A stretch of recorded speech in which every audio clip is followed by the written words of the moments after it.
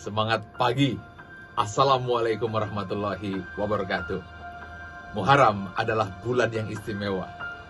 Bulan di mana Nabi Musa selamat dari kejaran Fir'aun dan membelah lautan.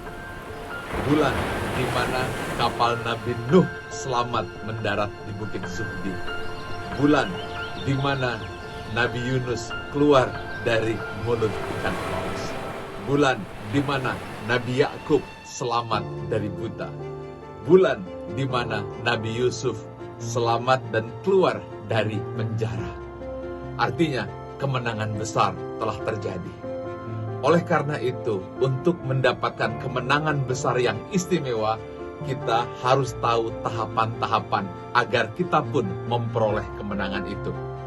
Ada 2 tahapan sebelumnya yang harus kita pelihara dan harus kita jaga serta kita pahami dan kita laksanakan.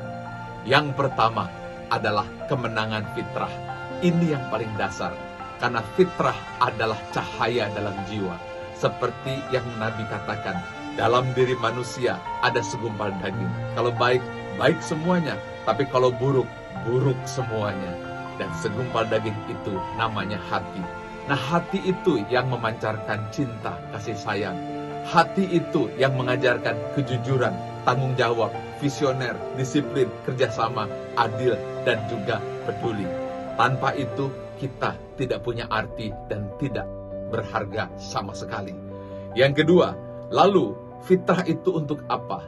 Dia bukan hanya untuk kepentingan diri, kelompok, atau siapapun. Tetapi dia harus menjadi kepentingan sesama. Mengapa? Kalau hanya untuk diri yang ada egoisme. Kalau hanya untuk kelompok yang ada hanyalah kepentingan kelompok semata. Tetapi kalau itu dijadikan kepentingan untuk sesama, dan itulah baru keadilan akan terjadi. Caranya, Anda gantungkan diri Anda kepada Tuhan. Itulah mengapa tahapan kedua adalah Idul Adha, di mana kita menyembelih semua ego-ego kita. Ego diri, ego harta, ego pangkat, ego jabatan, ego semuanya. Kecuali hanya ego yang sejati, ego mengabdi hanya kepada Tuhan pencipta alam. Lahirnya keikhlasan, ketulusan, dan tentu keadilan untuk sesama. Kalau 2 ini sudah diperoleh, Anda bisa bayangkan cahaya hati itu akan memancar dan tidak ada yang menghalangi karena dia langsung berorientasi kepada Tuhan. Maka barulah kemenangan Muharram akan terjadi. Bukan hanya kemenangan Nabi Musa yang membelah lautan, tapi yang utama adalah kemenangan diri, kemenangan bangsa dan negara. Jadi bukan kebetulan bahwa perayaan kemerdekaan 17 Agustus adalah kemenangan besar yang harus kita peroleh dan harus kita rayakan. Tentu saja juga kemenangan diri Anda sendiri, kemenangan kita dengan cara 3 hal. Pertama adalah fitrah diri, temukan dan pancarkan. 2, orientasikan kepada Tuhan. 3, barulah kemenangan ada di tangan dan menyebar untuk sesama.